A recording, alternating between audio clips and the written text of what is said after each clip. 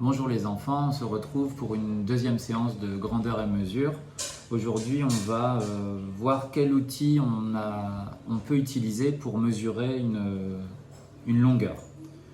Donc tout d'abord, on va rappeler, vous avez vu la semaine dernière, cet outil qui s'appelle un double décimètre. Pourquoi on dit double décimètre? Parce que sur cet outil, il y a 2 fois 10 cm. Donc un double décimètre, ça correspond à 2 fois 10 cm, c'est-à-dire 20 cm.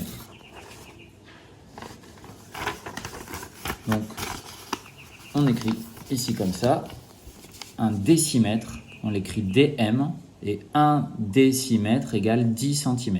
Donc ça s'appelle un double décimètre. Donc on connaît comme unité le mètre, la grande règle plate de la classe, les centimètres, c'est les graduations sur le double décimètre, et les millimètres, qui sont tout petits, qui permettent de mesurer des choses plus petites. Donc on va voir d'autres outils qui vont nous permettre d'estimer des grandeurs.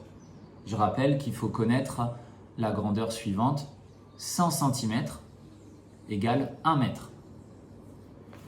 Donc on voit le double décimètre. Ici, on a une règle plate que vous connaissez aussi, qui s'appelle un triple décimètre, puisque dedans, on voit 10, 20, 30. Ça veut dire 30 cm. On peut aussi écrire 3 décimètres.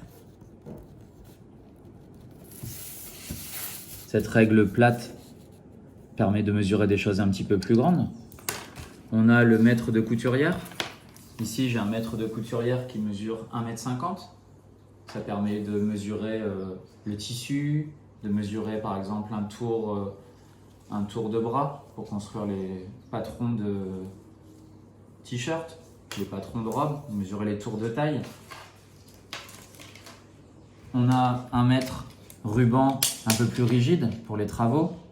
Donc ici, cet outil s'appelle un mètre ruban qui mesure ici 8 mètres.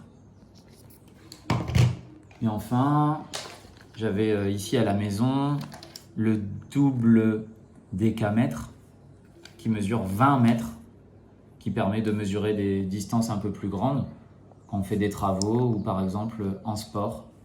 Ça permet d'être utilisé pour mesurer la longueur d'un lancer. Savoir si vous lancez la balle à 10 mètres, à 20 mètres, etc. Quel instrument choisir?